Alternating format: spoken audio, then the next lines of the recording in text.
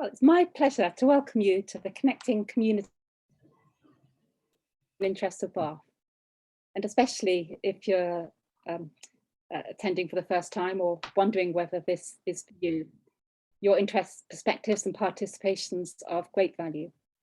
By way of introduction, I'm Nicolette, a citizen of Bath for almost 20 years and a policy, business strategy, sustainable development for rather longer than that. As such, I'm passionate about the enduring well-being of the diverse people and interconnected communities and places that make our city what it is.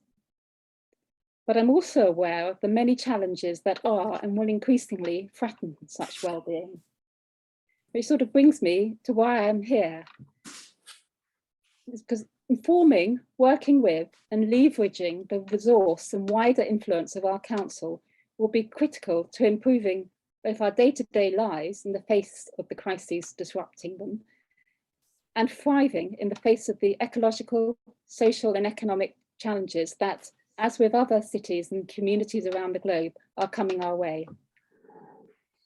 And although such purposeful collaboration is far from easy, I am excited by the potential of the Bath Area Forum to enable and empower it. And especially so now that our council is taking a more locality-led approach to its service delivery, its policy development, and especially its climate and nature emergencies. And it's great to have Simon Martin, Director of Regeneration and Housing, here to tell us a bit more about this. So over to you, Simon. Thank you, Nicolette. Can everyone hear me okay? Yep. Yeah, good. Okay, thank you. I'll just screen share if I may. And perhaps if someone could confirm that I am screen sharing a presentation. That's correct. Okay. Thank you. Okay, yeah. So yes, as Nicolette suggested, the council has brought together all our place services into one directorate now. So under the leadership of Sophie Broadfield, all of the place-based services ranging from planning, regeneration, economic development, sustainability and green infrastructure, transport strategy and planning is all now within one directorate, which enables us to have a much more connected and joined up conversation presenting the activities of the council and how we facilitate activities and initiatives to take place in perhaps a much more coordinated and easier way.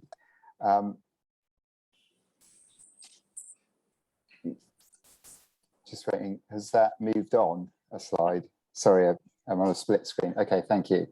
Yeah, so as I said, the programme owner is Sophie Broadfield, who's the Strategic Director of Sustainable Communities. We've established this and set it up as actually 4 place-based teams, and a senior officer within the council, within Sophie's team, is leading the initiative in each locality. So I'm looking after, with one of my team managers, Cleo Newcombe-Jones, is leading the conversation around Bath. We have a similar conversation led in Keynsham through Pam Turton, and Pam is head of transport. Cleo is the regeneration manager. Simone de Beer, who's the head of planning, is leading the conversation in Soma Valley, and Louise and Jackie, who are a jobs share and are our sustainability heads of service, are leading the conversation in the Chew Valley.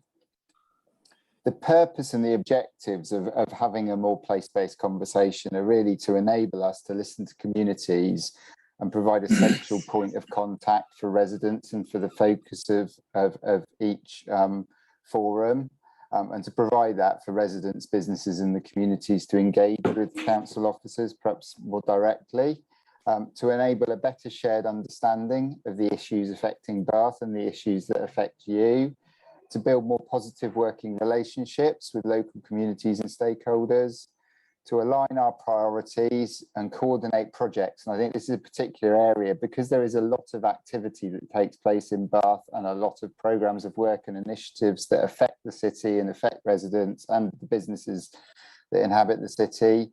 It's about being able to present a coherent and cogent programme to you and to support the vision and the vision for Bath and North East Somerset for a fairer, greener, more creative and connected community within the context of the statutory planning and frameworks that we work within.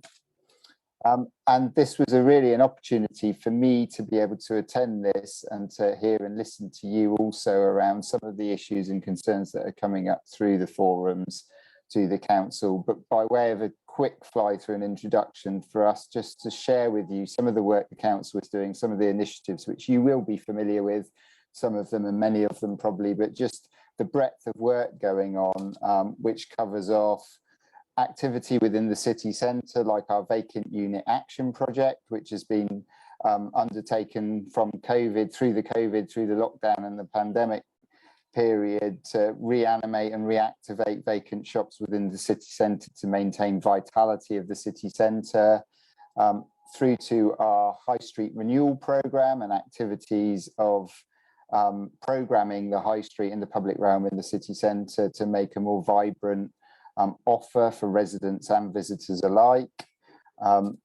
through to our longer term thinking around things like Milsom Quarter Master Plan. And I'm sure many of you may have picked up and been involved in the engagement and consultation that we've been running and is running currently around Milsom Quarter and Milsom Street, and the concept and ideas of creating a much more vibrant area for the city through reuse of some of the council assets in that area, like cattle market site, for example, and repurposing some of our shops and properties to reduce the amount of vacant retail and convert it back into more beneficial uses. So that's running. We have still Bath Quays and our economic drivers for jobs and prosperity within the city centre. It's been quite heavily impacted by the pandemic in terms of programme and progress, with the impact on construction and delays associated with bringing that forward, and then the market interest associated with the uptake of new businesses back into the city centre. But we are still working forward and delivering a significant amount of new employment space in the city centre, and working through the final phases to later this autumn open the bridge, open up the public realm and start to realise a new part of the city centre.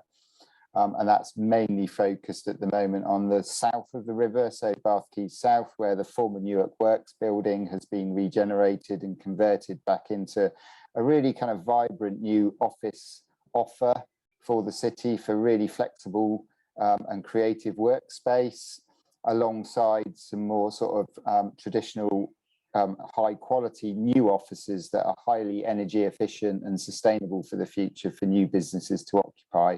And we now have quite strong market interest and companies coming in and starting to occupy in those new buildings in the city centre. We have areas of the city centre that we're starting to explore around some of the reorganisation of old assets, like Manvers Street car park, and how the post office building and that area of the city might be reimagined and brought forward and improved and enhanced in the future. We have public realm projects, so many of you might have been involved with the Archway project and seeing the Archway project come to fruition for a new visitor, a new children's centre and visitor attraction within the city centre, where schools can come in and learn about the Roman baths, learn about the heritage of the Roman baths. So public realm works to improve that part of the city have been completed and just recently opened. We have ISLA is a funny term, but we have economic activity working in collaboration with the two universities around skills development and skills offering, particularly at level 1 to 3, which is the sort of lower level skills at further education level, migrating pre-university skills. So there are initiatives running around the skills agenda with the two universities that the council is helping to coordinate and facilitate through business cases to the West of England Combined Authority. And then we have out in the local district centres, we have another series of high street renewal programmes. So on Twerton High Street, Moorland Road, Mount Road, and in the High Street in Weston, we have projects running and funding granted by WECA to run local district improvement schemes around greening our high streets, around improving the offer, regenerating and bringing back into use in vacant properties some more vitality in those centres around the city. Really important for kind of resident communities to see that type of regeneration, not just in the city centre, but also out in some of the more peripheral areas and people, things that are more local to residents within the city. And then we have works going on around the concept of creating a continuous riverline landscape and walking and cycling route right from Bathampton in the east right through to Newbridge in the west. And this is a programme of activity, again, funded through some WECA grant funding to improve the accessibility and connectivity of the Riverside Path and improve the quality and the biodiversity of the natural landscape and environment that rich resource of Riverside can provide the city. And then again, the final slide I wanted to share with you is was around the Bathscape Partnership, which has now been running for, I think, since 2018, around a 6-year programme of activity around our natural landscape around the city, which wraps around the entirety of the city and its green setting, and a series of projects and programmes that relate to restoring some of the landscape features around the city centre, around understanding, so the engagement around themed walks and residents' understanding of the natural environment, and around enabling people and facilitating people to explore more around the natural environment of the city. So it's a real wealth and diversity of activity that's going on.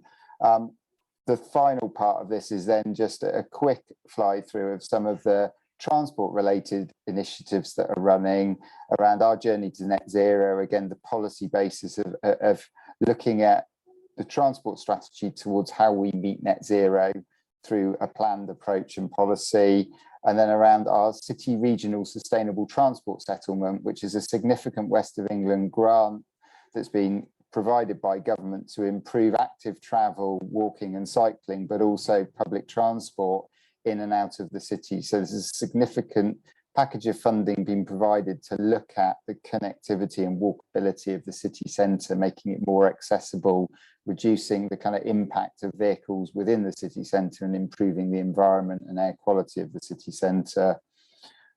And also looking at the corridor between Bristol and Bath around improvements to walking, cycling and public transport along that corridor. And I think I'll stop sharing there. That was a very rapid fly through of a lot of things that were going on.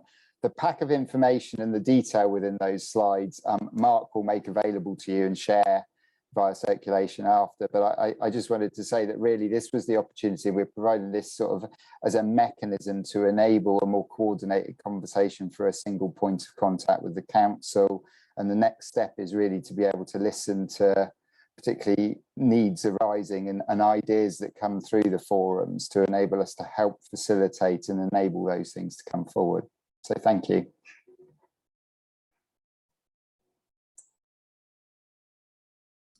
Thank you very much, Simon. It was, it sort of opened my eyes to what a huge amount has been going on over the last 2 or 3 years, and in a range of areas. And you know, a bit tricky to actually take it all in at once and respond to those things, but it's great to know that we've got a forum and we've got a Bath focus. You know, I think that some of the major projects and the transport problems, they are definitely different to the rest of the council, and it's great to know that we can talk about those there. Also really interesting to see with particularly with the high street renewal, that you're not just looking at the centre of Bath, and to see that there's lots going on around in the other places as well.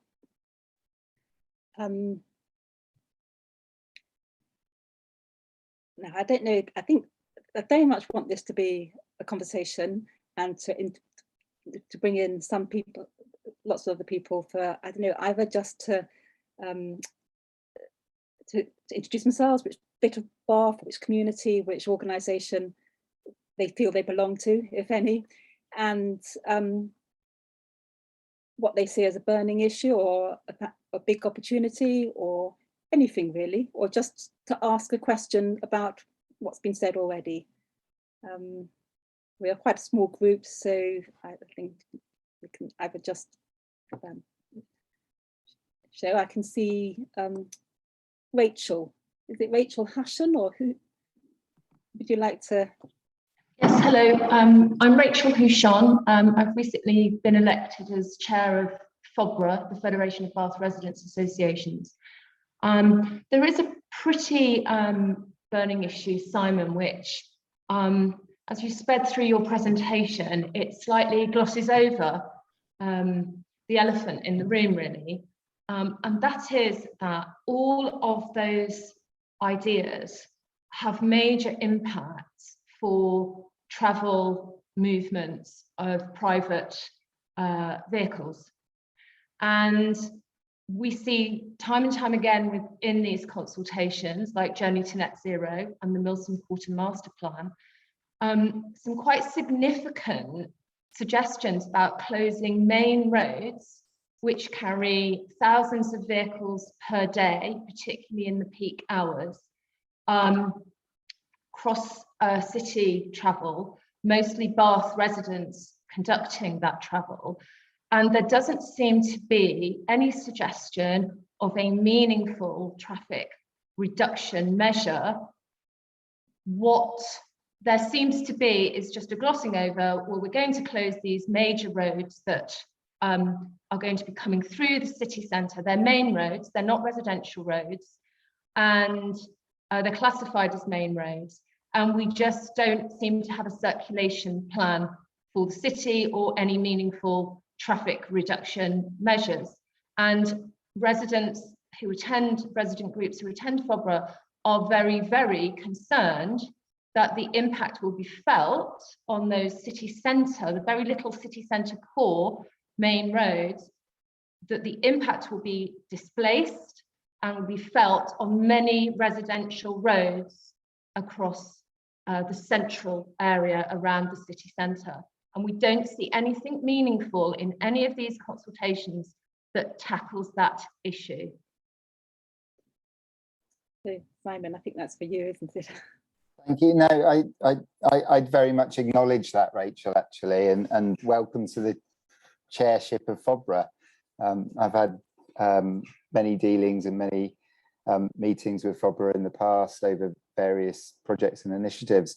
And I absolutely acknowledge that tension between, like you say, the challenge of managing the levels of transport and movement, particularly private vehicles through and around the city, with the need to create, you know, good quality environments for both residents and the city centre. I think I didn't mention the livable neighbourhoods that are being promoted and brought forward, but I think, you know, we need to engage in that broader conversation around developing that sort of network plan and road hierarchy plan in consultation and closely with different communities, and understand and develop our livable neighbourhoods in places so that we don't just move traffic around, but we actually start tackling and reducing the amount of movement and through traffic in and around the city. I think there are certain measures in place, and we've certainly got funding. So things like the sustainable city, city regional sustainable transport settlement, particularly for the Western Corridor, is a major infrastructure investment to start investing in public transport improvements that would seek to hugely reduce people's reliance on car-borne journeys in and out of the city centre. And we do suffer a huge in and out commuting problem as Bath. So our economy is driven by an in commute, out commute because of our wage economy. So there are certain measures that I think will help, but I think fundamentally it does rely on the council starting to listen and develop more closely with specific communities how the impacts are felt across changing road street patterns and how we balance those competing needs and come to the right answer around how we manage traffic flows in future. Could I just reply before you move on to the other attendees? That's all well and good, Simon. You speak a good speak, but there's nothing meaningful. There are no reassurances in any of these consultations that there will be no displacement allowed into residential areas. You're talking about the opposite of livable neighbourhoods. Livable neighbourhoods is about making residential streets more livable, but closing city centre main roads, which carry thousands, I've looked at the DFT websites for how many thousands of private vehicle movements per day are being carried on some of these roads that you're mentioning are being closed to private vehicles. So without those reassurances, you have many people turning off to these ideas. And there needs to be a much firmer commitment, more honesty in these consultations, and stop sort of hiding the road closures within master plans. You know, take them out of the master plans and deal with it, address it in one clear document so people know what we're actually looking at when we live in Bath, existing residents who live here already. Can I Yes, William, you've been waiting. No worries. Hi guys, I'm Will. I'm one of the founders of Roots Allotments just in Newbridge. You've probably seen some of our marketing. We've been pretty heavy on it, to be honest. And I definitely agree with Rachel in the fact that if we're shutting roads, we should be clear on it. And I'd 100% like to see more public transport options as well. But I'm actually all behind the shutting of roads and community areas as much as we can. We've built civilizations that are surrounded by cars and as going as fast as we can over the last 50 to 100 years. And it's time to slow down. It's time to build communities. It's time to become like connected to the people that are around you. So I was actually really happy to see all of these plans that are being rolled out around all of the small high streets around the outskirts of Bath, like Moorland Road. I'm about to move to there. So it's nice to see that like these plans are in action and that we're building more living communities, not car communities. So I just thought it's good, but I definitely think that public transport options could always be improved, to be honest. Thank you, William. As I can't see any more burning questions, and we've, I think that's a great introduction to our main theme. Oh, sorry, there is. Sorry, Paul, let me take. Sorry. Yeah, can I echo that I just don't think we should still be in the thinking in terms of car transport going into Bath, because Bath is actually, people drive across Bath, and given its heritage and its importance internationally as well as nationally, we shouldn't be encouraging vehicles to cross Bath. So there's got to be alternatives to that. And the other thing is somewhere like Queen Square, for example, is no more than a glorified traffic roundabout. And really it's got such enormous historic meaning for Bath. I think at least 2 sides of Queen Square could be shut, if not all 4 sides, and the traffic diverted around it. So I was rather disappointed that wasn't part of the Milson Quarter plan, actually, that it wasn't extended to Queen Square. Oh, great. Just before we go I do on, have one other question though. Sorry? I was just going to ask if you could just let us know whether you're from a particular part of Bath or an organisation or just. No, I'm not. No, I'm just a resident, and I've lived here a long time, and I know Bath very well. And whenever I go into Bath, I walk, if I can. Or Fine. And you had one final question. I did, and what I was going to say was on the proposal for the Riverside Path, which is going to be for pedestrians and cyclists. I do think if you're building a new path, it would be really helpful if cyclists could be separated, because there's been issues along the canal path, for example, where basically cyclists and pedestrians have to negotiate with each other, and there have been collisions between the two. And if cyclists could be separated from pedestrians, and in the same way as ideally they should be separated from the traffic, that would actually help. If the path could be made wider, so we have a cycle bit and a walking bit, that might just help people in the future and avoid collisions or potential collisions. Sam, do you want to? Just thank you for those sort of the comments and the responses. It's kind of really helpful. I think on Paul's point around separation, again, it's been a long-standing noted kind of challenge that the Riverside Path is quite constrained. It provides the multiple functions, and improving cycle infrastructure or segregating where it's wide enough to segregate is very much been a long-term aspiration. Part of the plans around that investment in transport is to provide a dedicated and extended kind of Bristol to Bath cycle track into the city centre, which provides an alternative cycling provision to having to just rely upon the Riverside Path, and where possible, improving the pinch points and providing that segregation are the types of things that we're starting to develop business cases to implement. So they're absolutely at the top of the agenda, Paul, in terms of some of the things we should be focusing on and tackling through the transport investment funding that we've received. Sorry, Rachel, do you want to just come back on is it a fresh point? Sorry, yes, I just wanted to add that many of our members are very, very pro car vehicle use reduction. I want to clarify the comments I made. This is not about being anti-public transport, anti-positive change.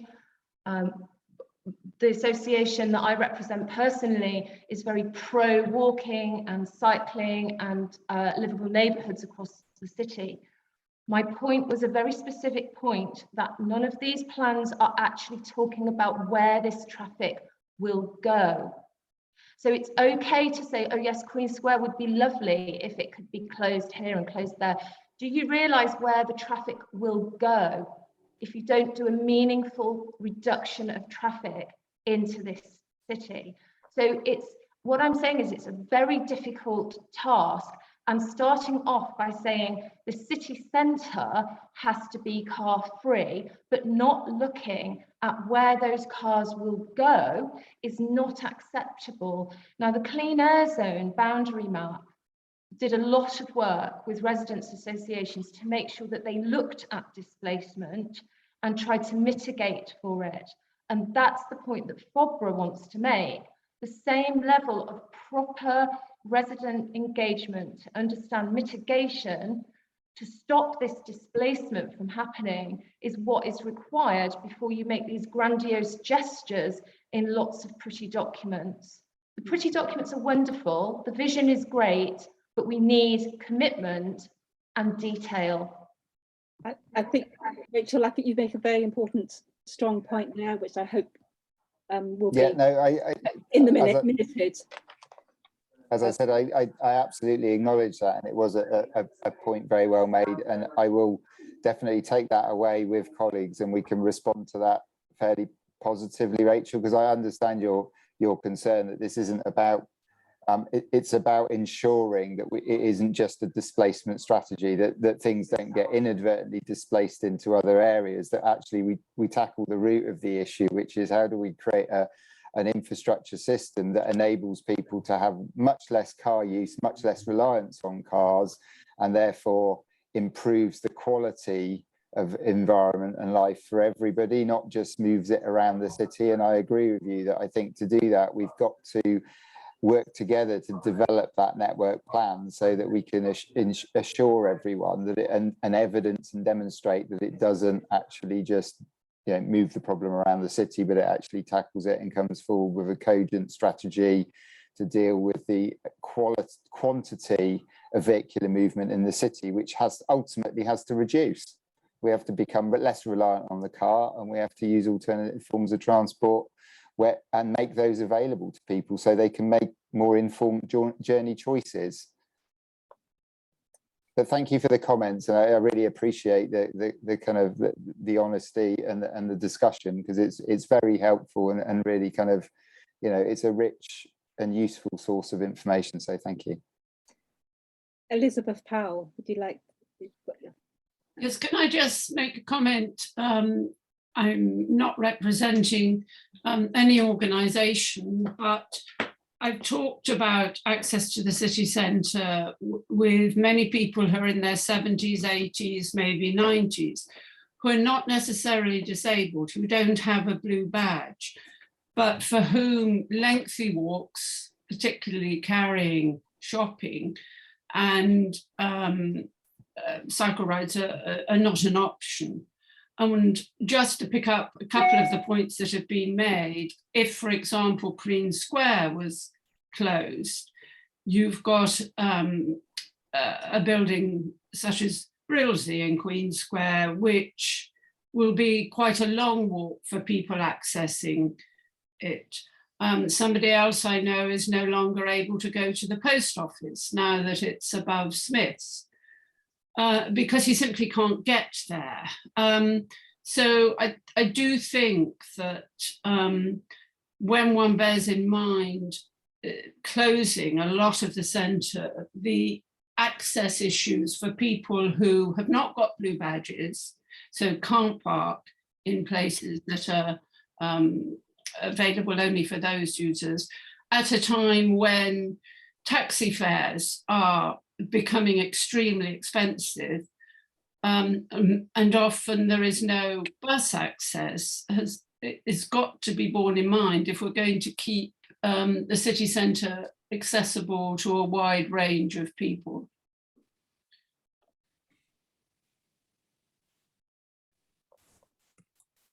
Thank you very much, Elizabeth. That's an important perspective on adding to the complexity of the transport problem. I think it's very evident that this is a subject which the forum is going to be coming back to again and again.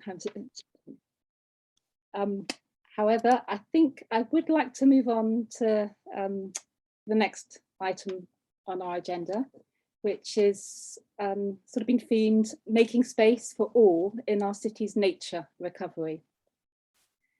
I think nature emergency is one of the global existential challenges coming our way, but it's also one that is very contextual and intrinsically place-based.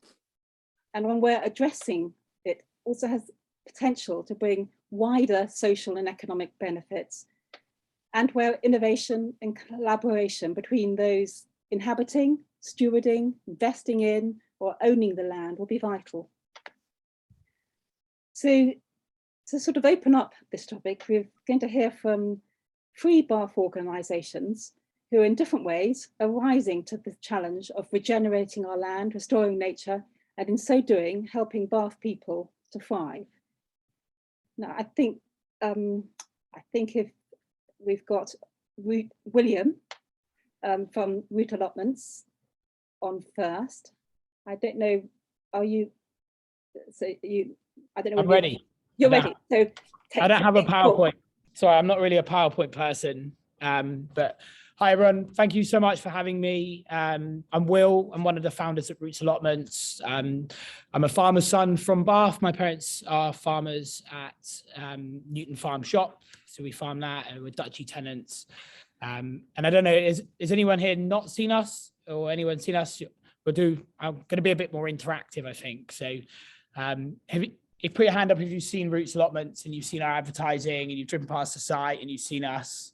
We're at Newbridge. Okay, cool. So most people. So put your hand up if you grow fruit and veg and you like where your food comes from and it's important to you. Cool. Put your hand up if you have an allotment in Bath. I have one. And then is there anyone here who wanted an allotment and couldn't get one in Bath? Yeah. Okay, one.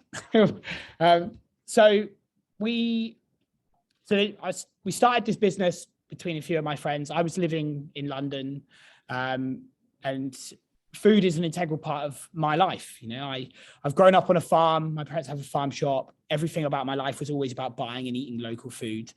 That's not possible when you live in London, to be honest. And to be honest, what you do buy is meh. But the waiting list for an allotment in London is 28 years in the borough of Lambeth, where I was living. And to be honest, I was shocked to find this out. My friend Ed had an allotment through COVID when he'd been living at his grandparents' house. And I'd just seen such a physical and mental positive benefit in him, who he was, his happiness, his joy in life from having that. And I was like, I would like some of this. I'm really into cooking. Cooking is my thing that I do in my spare time. Not that I have any anymore since I started the allotment.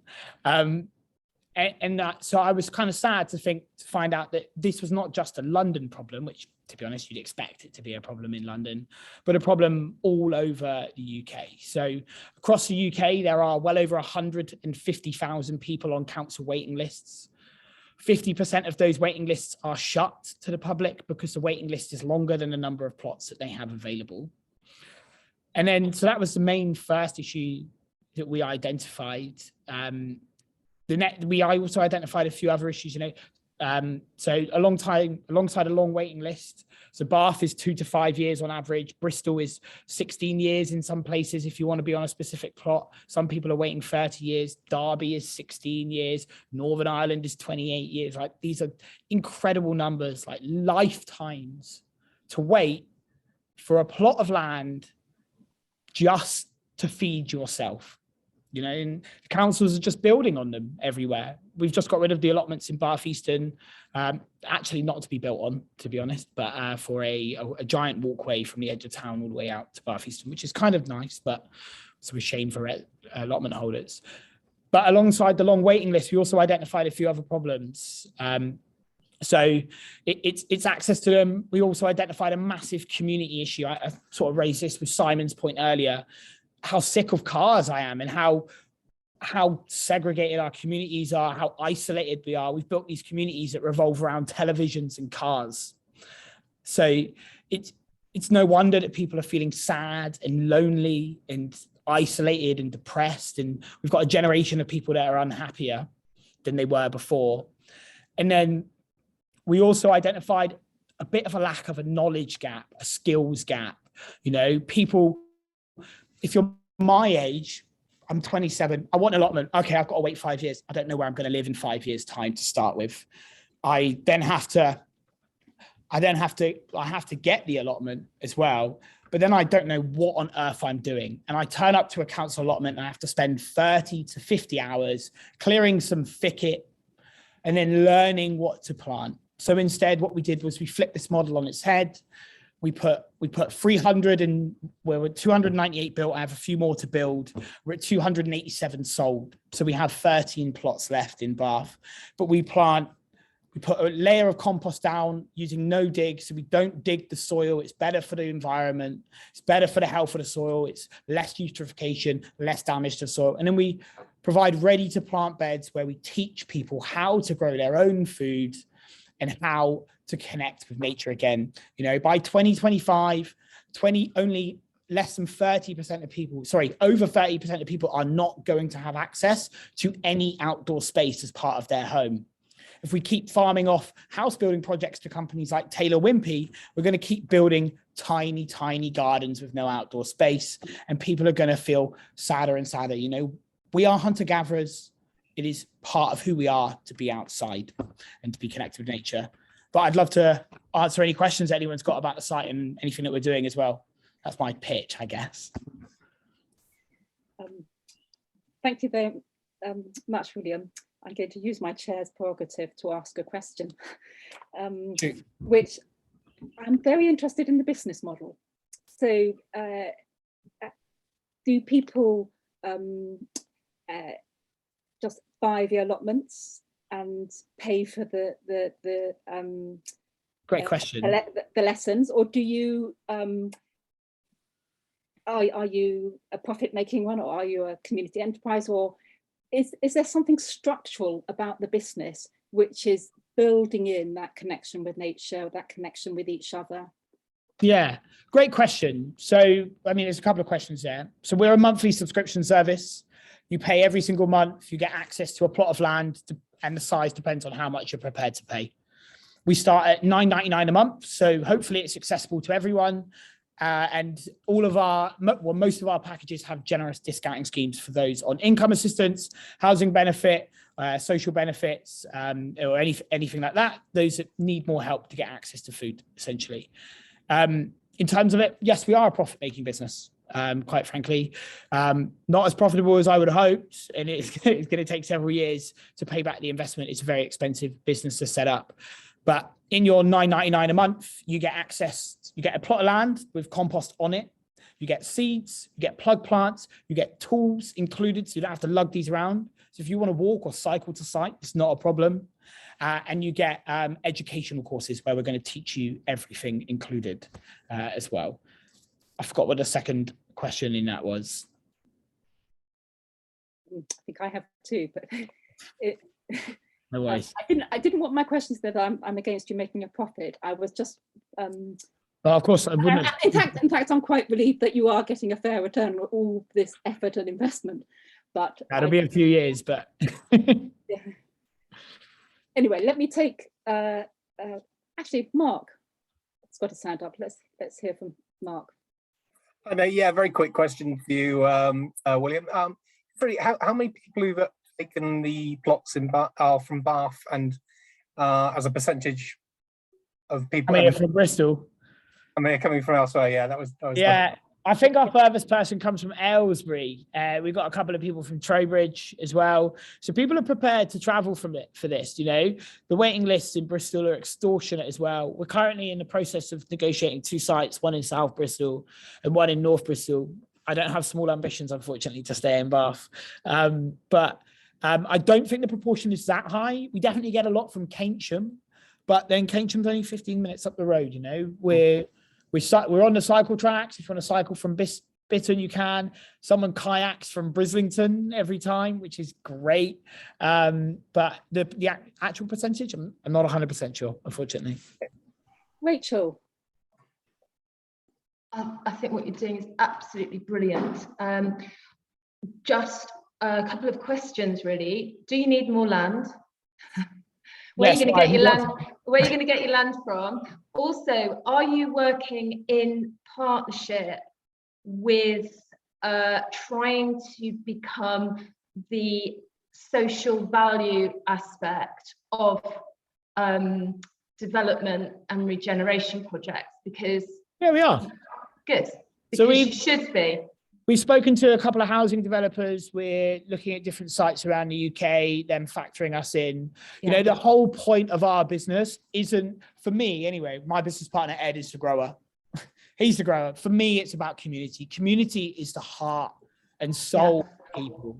So on site, like the whole site is there to make people thrive. So we have about 20% of every site is dedicated to fruit tree orchards and stuff like that. We left a giant space between the river and the path, way more than we needed to for the footpath.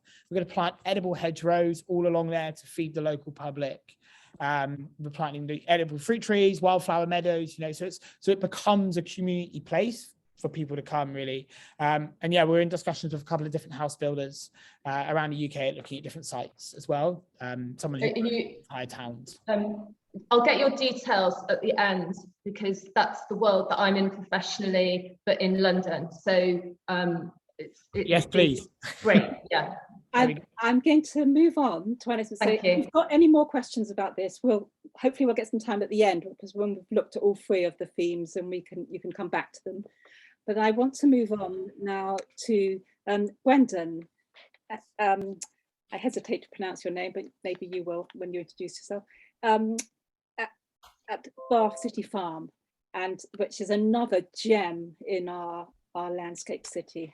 So Gwendon, take the floor. Brilliant. Thanks, Nicolette. Yeah, and thanks for affording me the opportunity here to just have a quick chat with you about what we're doing. I must confess, I'm on a little holiday down in Cornwall, so just jumped in. So I'm not quite on my sort of brain, as my work's not quite there. But yeah, I'd like to just talk a little bit about the farm. So has everybody here sort of, most people know of the farm? Has everybody here been to the farm? Can you just raise your hand a little bit so I can get a sense of who's been to the farm? Brilliant. Okay, well, yeah, I'm really fortunate. I joined the farm in September as the new director for the farm. It's going on a bit of a sort of shift, I guess you could say. It's been sort of growing and developing, and yeah, it's great to be a sort of part of that. that change, an organisation that's now been evolving over the last 27 years. Quite sort of humble beginnings, just shipping container on the site with the tools where people could meet up and sort of come together and do the gardening and do the good work. And obviously now it's getting a bit more established, and some people here sort of came to the opening of our new cafe, which was about a month ago. So that's been quite a sort of large and exciting development on our site, and it's sort of transforming in a way the visitor experience of the site, and kind of, you know, creating different opportunities for people to kind of come and enjoy what's there. So that's really important. Obviously we're coming out of a time of COVID, and so, you know, the organization is really kind of has been on that journey of, I suppose, imagining what is needed now. So the sort of bread and butter of the farm has always been the social programs, and they're still running successfully, and it's been brilliant to welcome more people back to the site post-COVID, although a lot of things did continue. But the sort of mental health groups, particularly our adult programs, working people who usually come with a sort of mental health diagnosis of some kind, so they might have experienced some kind of crisis, and come to the farm as a sort of sanctuary and a sort of a place to rebuild and make community, develop skills, but in a sort of fairly sort of gentle, therapeutic way. And we also have sort of children and young people programs as well. Particularly, we're entering into a new 3-year program of offering sort of different projects for children and young people in the local area, particularly those kind of hardest affected by COVID. A new under 5s group, which is totally free to young people in our local area, in Twerton, Whiteway predominantly, but also other sort of youth groups, and sort of working on the engagement side. You know, there is a lot of sort of social issues around where we are, but that sort of gives a lovely opportunity as well to kind of work with people and provide opportunities, because in a lot of cases people just need something to do as well, and the farm can really sort of be a beacon, a sort of a place for people to come together, and experience that sort of place where you can build confidence. It's a safe place to come, and we've got a lot of skilled people on site who know how to work with different communities. So yeah, obviously I mentioned the launch of the new cafe, and the next thing we want to do is add a sort of shop element to that as well, so that we can sell a lot of the produce that we're growing on the site. And more I see the emphasis of what we're doing, the need to kind of provide more food to our local communities, and particularly with the climate crises, and the sort of emergency that was sort of declared, and the various strategies that have emerged around that, of how we're going to tackle that. Obviously, producing food locally is an absolutely critical component of how we're going to address the climate emergency now and in the future. And yeah, there's a sort of practical aspect of that, you know, low sort of food miles is a really positive thing. But it's also being in connection with food, and sort of addressing that disconnection that I guess has occurred. Some of the things sort of, well, William, you're touching on there around our sort of disconnection with food, and how, you know, we've been driven down this kind of more supermarket economy kind of road. But more and more so, I think people are recognizing the need and the desire to return to being in connection with the land. And I think the farm can be a great place for people to do that. So yeah, we want to grow more food. We've planted an orchard this year with 175 fruit trees. So really excited about that. We're also, alongside the sort of cafe and the food growing aspirations, we've launched a new Roots to Work program, which is going to work with people furthest from the jobs market, but a little bit further along than some of the people who may come through our programs, who may be just sort of coming out of crisis, but are ready to kind of maybe think about taking those steps back towards employment, to build skills in horticulture, site management, animal care, but particularly to help us grow more food locally that can be served in the cafe, via a shop, and build some of those sort of critical work skills as well. So yeah, I guess the other side of it is that we do have a 37-acre site, which is an absolutely massive blessing, and we know how lucky we are, really. And you know, we want to work with the local authority to make sure that we can sustain that into the future. So yeah, Dave Dixon there has been sort of very helpful in having conversations with us about the future, and the council has been very sort of supportive, obviously through the SIL funding, which I'm sure a lot of you will be aware of, and probably one of the topics in one of these meetings. I'm sure it'll be a focus at some point if it hasn't already. But we did benefit from a really sort of generous grant from the SIL fund through the local authority for the cafe. But yeah, sustaining that 37-acre site and ensuring that it can be part of a sort of biodiversity gain, if you want to call it that, or just creating a rich space for nature to thrive in the future. We've got this space. We're working with Avon Wildlife Trust to develop a site management plan. That's going to involve regeneration of the grassland, more rotational grazing, and looking at different practices that can kind of bring back more biodiversity to the land. I think there's a lot more we can do there.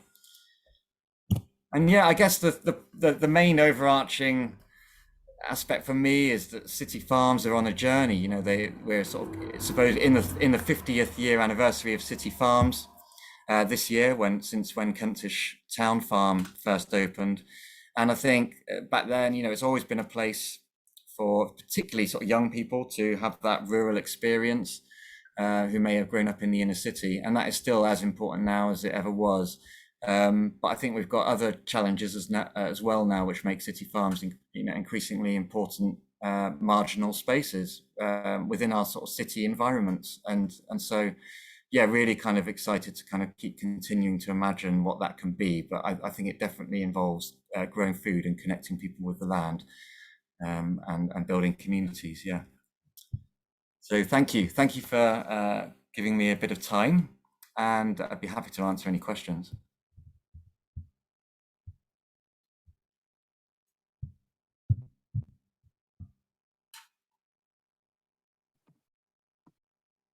Well, I'm sorry, can Nicolette. I hate to hog. Can I ask a question? What can residents, because it's an amazing asset for our city.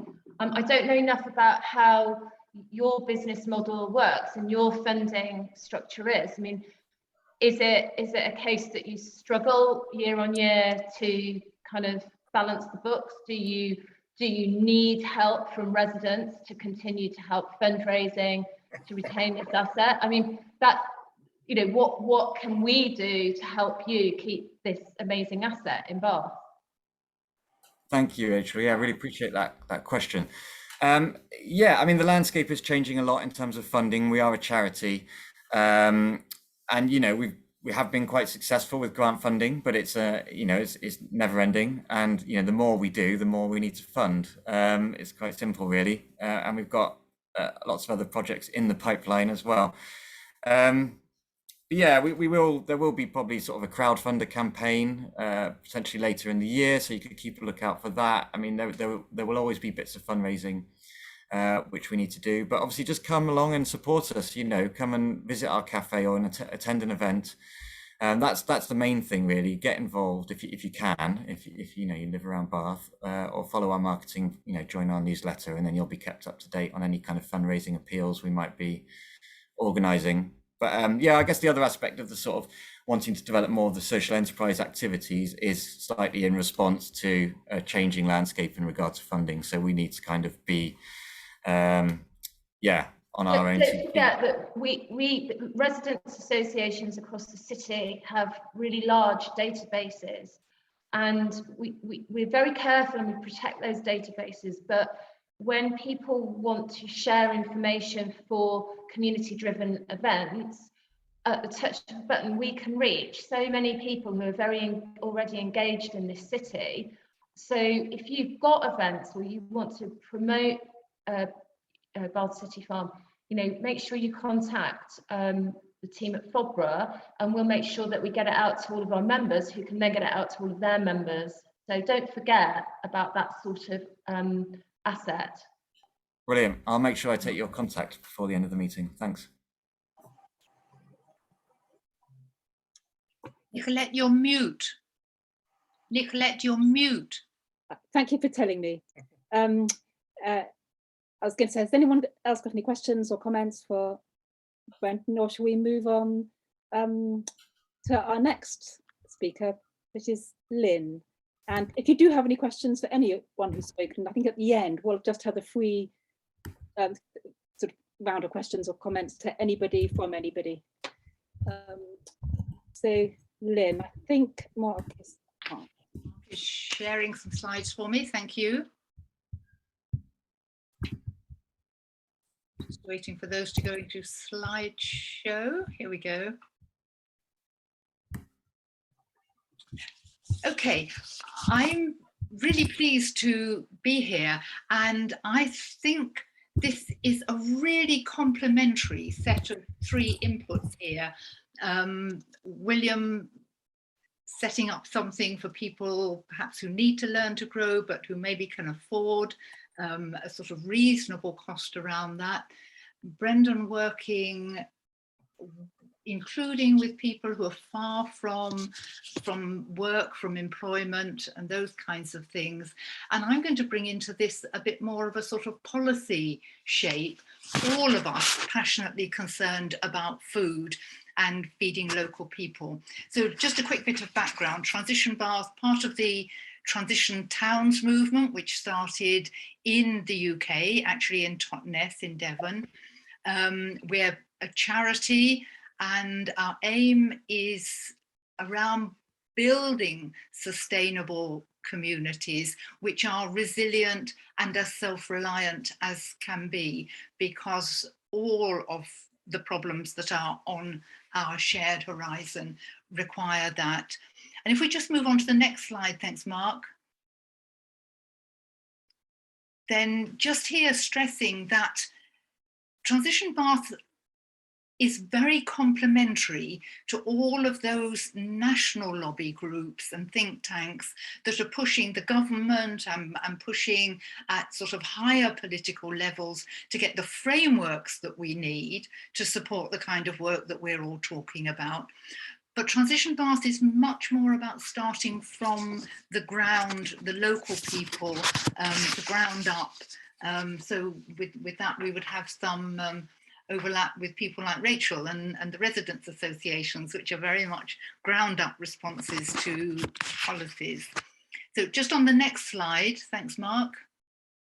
Just a quick history of some of the things that Transition Bath has done. We're pretty good at creating things and spinning them off. Probably many of you know about Bath and West Community Energy. So, you know, there's a £20 million business, locally owned, investing back into the local community, but generating electricity for us. You may not know about Energy Sparks. That's a school-based project which has had more than £100,000 of government funding through the business department, which promotes energy monitoring in schools by school children. And that's now so successful that again it's spun off as a separate charity. We've talked about cars plenty. We're running a ride to work e-bike scheme, which lets you get on a bike, see how it works for you, 6 weeks of completely free trying it out for yourself on an e-bike. Just running through the others involved with Bath Green Homes, retrofitting. We have LED light bulbs as trial kits, which were based in libraries. We worked with the National Trust and planted the nuttery, the nut orchard, out at Smallcombe Vale. That's now, I think, about 10 years old now, and very healthy nut trees producing crops there. We used to do quite a lot of guerrilla gardening up at Park Street, by the YMCA, up at Donkey Lane, behind Perfect View, where just people took on little patches of land and grew food on them. And basically just made their local patch look more attractive and ideally more productive. Done all kinds of events, workshops, visits. We've always tried to be a critical friend to the council, and we've got one or two people who are quite expert, particularly in looking at planning and housing development and providing green perspectives, sustainability perspectives on that. And just one particular thing that's not on the list, when the pandemic hit in 2020, we set up a project partly with the council, but with a number of the food projects within the area, where we collected surplus crops, abundances from allotment sites, which people freely gave, and then had a system of delivering those to the food pantries and larders and so on that were working with people who were struggling with food issues. So I'm just going to do a quick flip on the next page to something that's coming up, which our chair, Sarah Grimes, is really, really keen to promote from September. Something called Eco Together.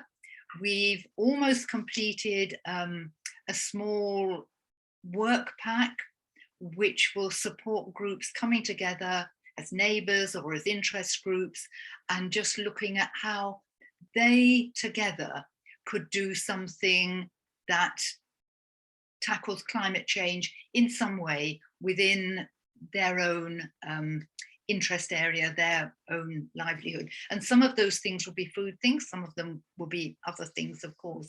So that will launch in September. So just flagging that. On the next slide, I called it Food Matters. And the quote I've put there is actually from the BAMES website, as you can see. And it's covering issues. I mean, it's actually a little quote from, I was involved with this steering group and so on. Food poverty. I mean, we've actually dropped that terminology now, as you can see in what is written here, so that we are looking more at fair food and looking at finding collaborative approaches to address household food insecurity. But why are there so many people in Bath who don't have access to healthy, affordable food? The question at the bottom, why do we have this problem? And I'm going to jump back on the next slide. Should give Mark more warning. Thanks, Mark. You won't be able to read that, I guess. Jumping back to 1953, I'm going to read the first bit of this. It's from a survey looking at the development of the Bath area done by Somerset County Council, because that's where we were in 1953. And it says, agriculture is and should remain the predominant function of the town map area. Therefore, the allocation of land for future residential or other development must be worked out against the background of the necessity for protection of good agricultural land. And there's some stuff about qualities of land and so on. And it goes on to say near the end, in the third paragraph, that there were 29 holdings occupying 420 acres. And that has very, very largely disappeared. So on the next slide, I can see somebody's got their hand up, but I'll just go on because I've almost finished now. Back in 2013-14, we worked with the council and produced a local food strategy. It ran from 2014 to 2017. On the next slide, you can see how really useful it is. It's looking at local food production, and that's part of what we've touched on already. It's looking at food provision and access, and that's not just to individuals, but also for school meals and things like that. And it's looking at a healthy and sustainable food culture, people understanding about diet, about cooking, some of those skills which have sadly been rather lost.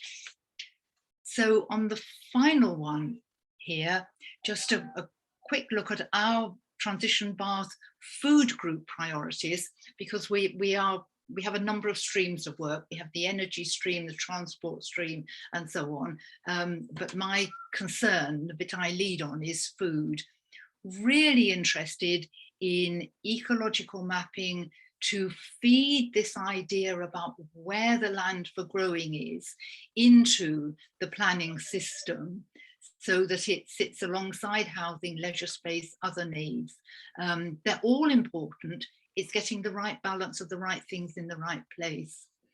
We also coordinate, and this is again complementary to Brendan and to William, although they're in fact both members of this network. We coordinate the Bath Area Growers Network, which is local community growing projects.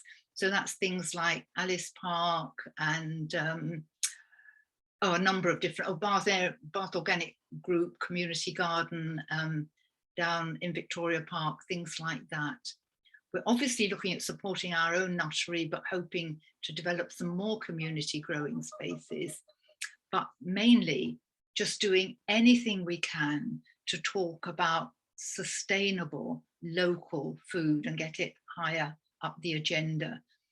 And something that William has touched on, but one of the things that's really important is that we move away from the kind of agriculture and horticulture that plows up the soil and releases the carbon, throws nitrogen and other fertilizer over it and destroys the soil networks of microbial life.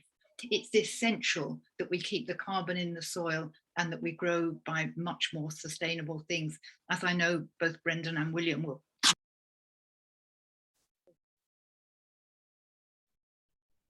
Thank you very much, Lynn. A lot to think, and some really big questions you're throwing out to everybody here. You're still on mute, by the way. Joel, you've had your hand up pretty much for the entirety of the presentation, so I'm sure what you have to say is we need to listen to it. Go ahead. You're very kind. I actually got distracted, and I think with one aspect on your bullet points of your priorities at Transition Bath, which is around retrofitting, but I realised that that's maybe out of context of the theme of the meeting. So I'm wondering whether Mark and Dave and the team would want to think about maybe having a session around retrofitting and as a future topic for the forum. Good idea. Great idea, Joel. But now I've got the limelight. Lynn, what do you think are the main barriers really around us kind of making a step change in kind of the whole food ecosystem in our community, and how can we make that difference really in kind of changing, making things more affordable, more accessible and more local?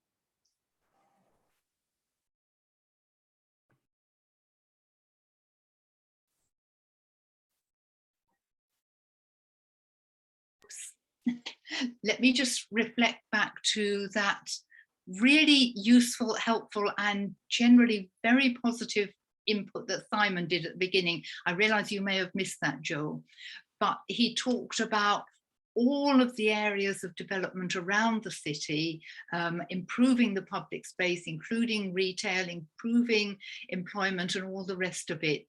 But he didn't once mention land for food. And we have some absolutely top-rate agricultural land in this area. And so we need that balance of actually having food provision locally. We shouldn't be shipping French beans in from Kenya. We should be growing them on patches of land around the edge of Bath. We have a couple of established market gardens, as you know. We've got inspirational things like the Middle Ground Growers over at Weston, who did crowdfunding, as I expect many of you are aware, and raised £100,000 to develop an organic, largely no-dig, absolutely sustainable, local food thing. We just need more of that kind of thing, but it needs to be built into the whole planning system, so that when you're looking at area plans, you're looking at that balance of land for food alongside all the other priorities like housing. I wonder, Simon, whether you could come back on this very big issue which Lynn has raised, is that land is not, sorry, food is not actually ever, doesn't seem to be prioritized in the planning system.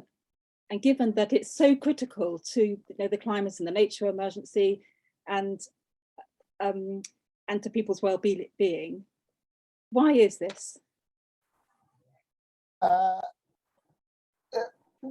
Fundamentally, national planning policy framework, the planning system doesn't prioritise it. I think the new local plan process that commences in the autumn is a really good moment in time to bring that conversation to the fore.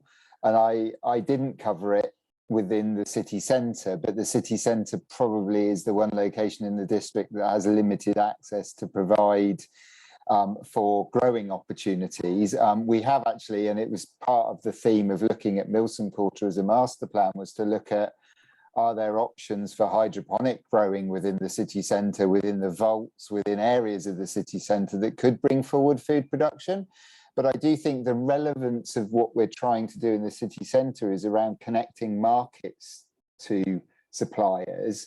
And we have a rich supply of opportunity within the North East Somerset area to contribute to growing. And we have a good access to skills development, to develop people's skills to transition to a greener economy. And I think the focus for the city centre perhaps might be enabling and facilitating that produce to come to market locally by providing more flexible lease arrangements, more flexible outlets for people to access to grow, to sell those goods. So I think, Lynn, for me, the response to it is very much that should be an active topic of conversation we have as we embark upon the local plan process. And I think in terms of land policy and land use, that needs to be an active part of the policy development framework around identifying the location within Bath and North East Somerset that are best suited to that opportunity, because there are some really good opportunities in the wider district that then could be supported by access to markets in central Bath that can provide outlets to sell the produce. So I do think there's an economic opportunity within our future economic strategy that would be a really good topic of conversation to kind of bring those two things together. Indeed, and one of the things that would be really good would be to work on ways to bring local, well-grown food to those people who are in food insecurity at prices they can afford. It's great that local food comes into the farmers market. Wonderful place, I love it. But there is a sector of the population that would not be able to afford to buy there. Although, of course, the growers and the farmers need a livelihood. And I mean, that's reflecting back on something that William said earlier. You know, we all need a livelihood as well. So there's some really interesting balances to work out there and some very important priorities. There is actually some very interesting government legislation coming in that is going to be prioritising land on the edge of city boundaries for food production for local communities, which is rolling out in the next 5 to 10 years, which will actually hopefully have a very positive impact. So if no one's aware, but it should be very, very interesting as that comes to fruition. But thank you for having me, guys. I'm really sorry, but I have to drop. But thank you so much. And that was a great discussion. And we're way behind on our agenda, so I'm going to move swiftly on to an update on our Ukrainian guests, which I think, Dave, I can't see you on my screen now, but I think that's you. Yeah, Nicolette, I'm here. Mark, can you put up the little presentation slides through, please? I think we've only got four slides. My name's Dave Dixon. I'm the Community Engagement Manager for Bath and North East Somerset Council.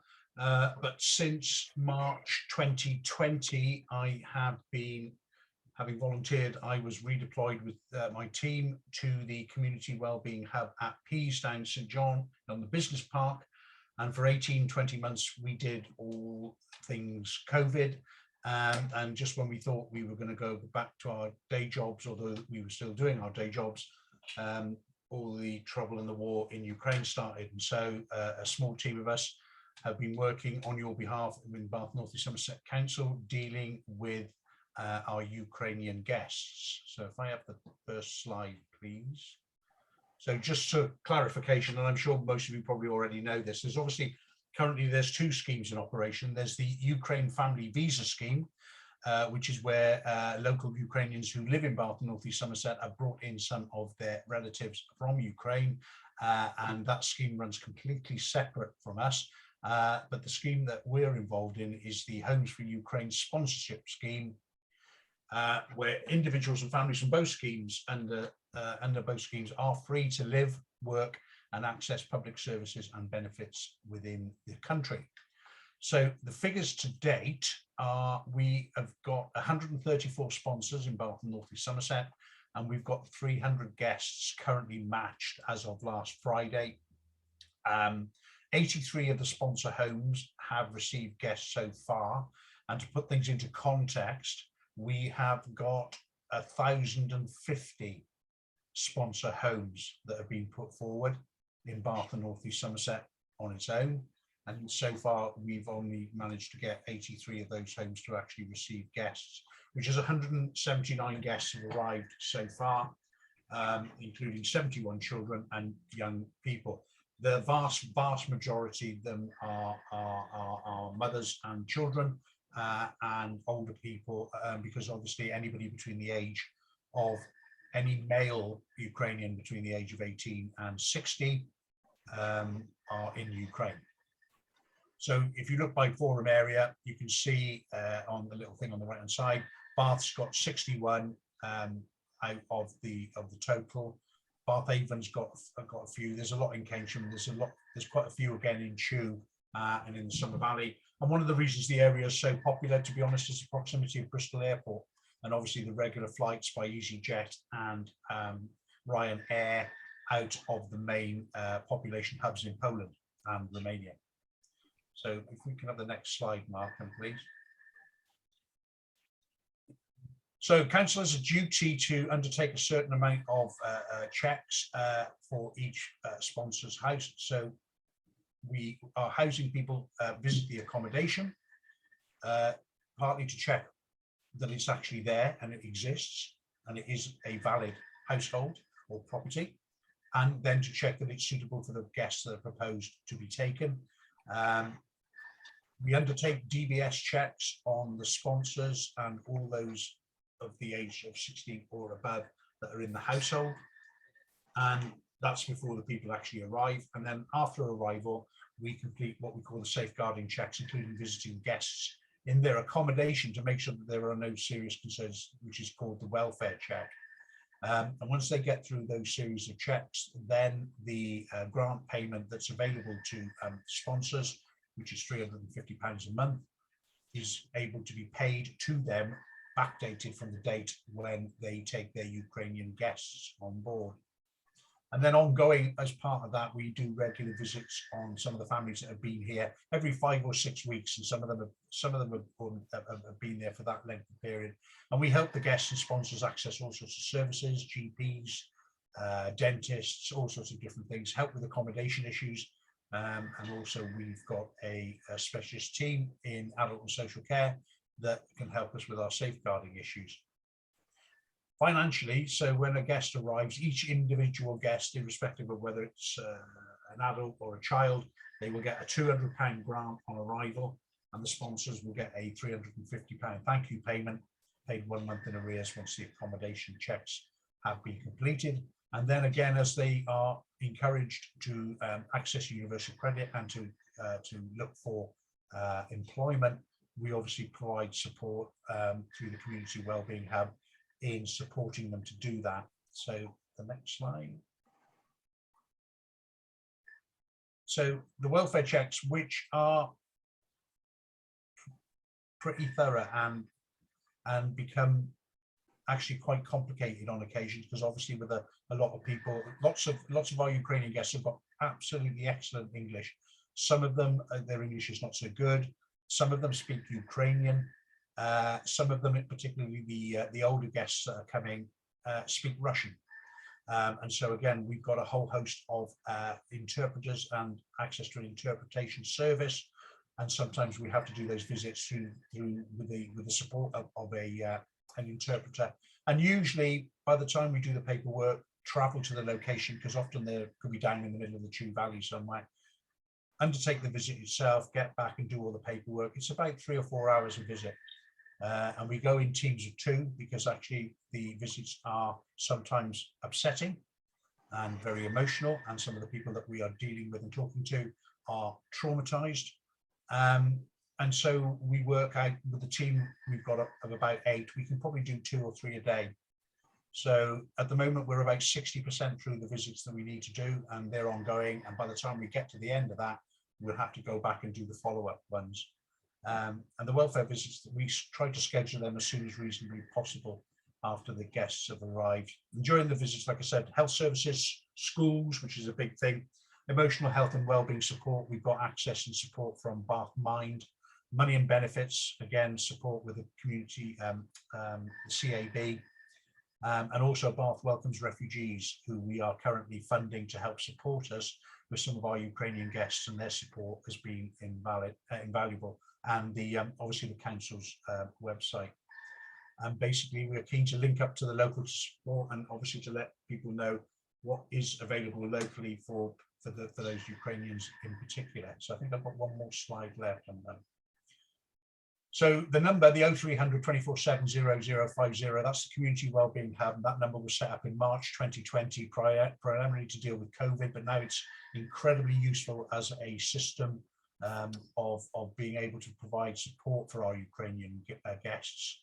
We are commissioning, as I said, Bath Welcomes Refugees, Bath Mind, CAB and others to provide those support.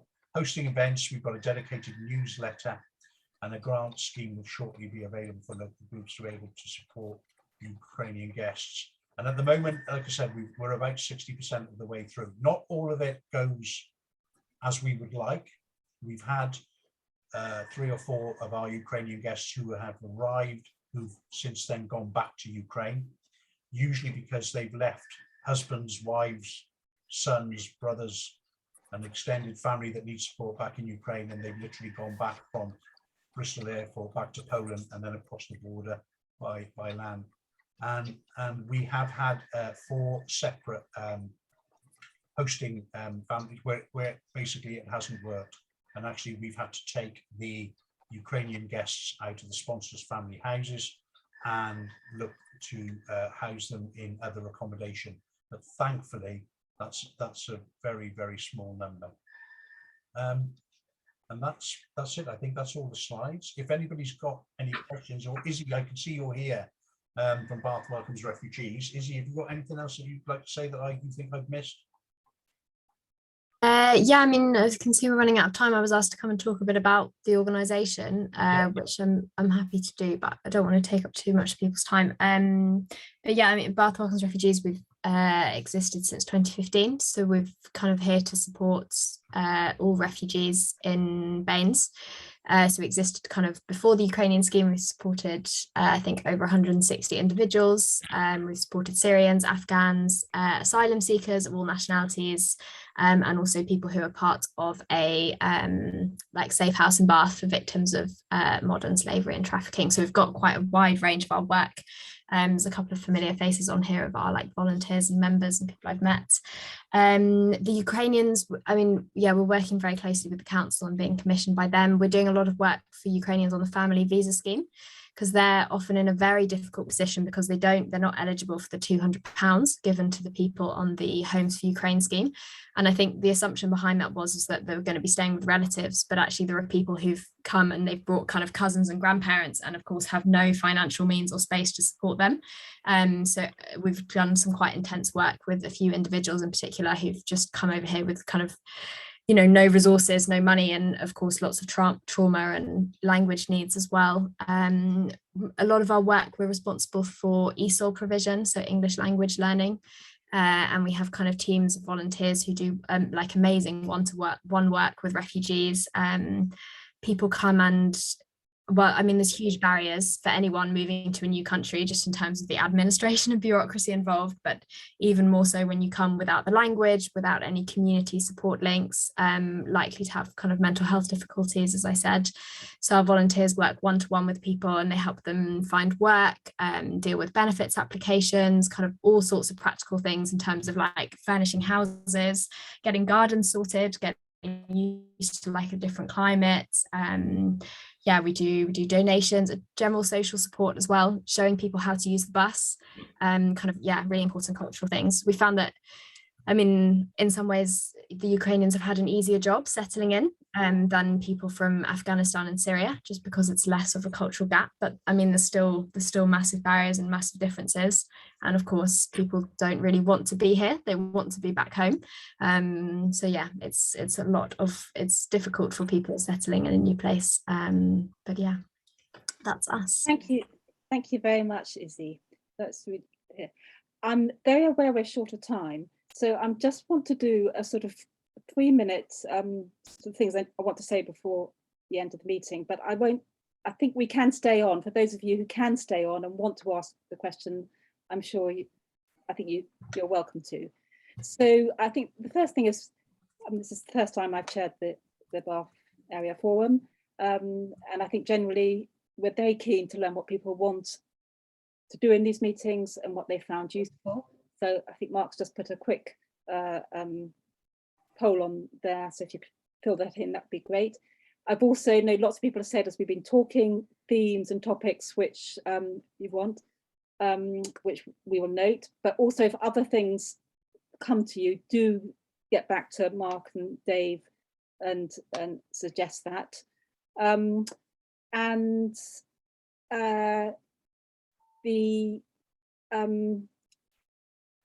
Yeah, I think that, and the other thing was just thank you. I never envisaged that the first meeting, when we had sort of 30 people, that we would actually be really struggling, because there's so much good things people wanted to say. So thank you so much for your enthusiasm, your participation.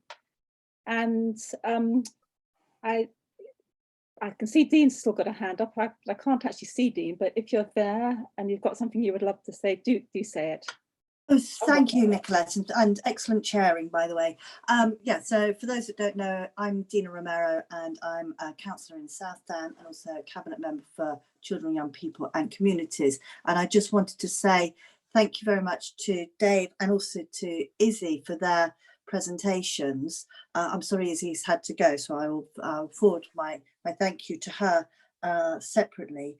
But I do think it was really useful to hear, and for everyone to hear, about the work that is being done, about the way that all the different organisations and partners that were brought together during the pandemic through the Community Wellbeing Hub, how they are now reacting and supporting, our next crisis. But I also thought it was particularly important that Izzy mentioned that it's not just Ukraine refugees, that we have refugees from, a wide range of places. And actually, we are highly likely to have more refugees coming in from, places that we may not know of yet as well. So it's really important that we carry on supporting groups such as Bath Welcomes Refugees. But the main thing I wanted to say was a thank you to Dave Dixon and to everyone that he works with, including Bath Welcomes Refugees. Thank you.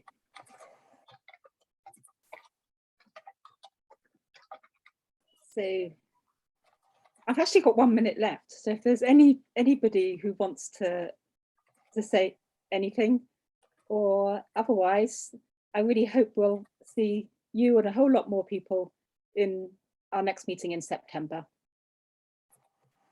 Dean, oh no, she's going. I'd like to just let everybody know that FOBRA is a wonderful organisation which has a really wide reach across the city. So if any organisation wants to come and present to us at our committee meetings, as the new chair, I'm really, really keen for us to become much better informed about things which are happening across the city. rather than just reactive to consultations that the council are putting out. So look at our website, it's going to be updated soon, but we're very happy for people to reach out to us.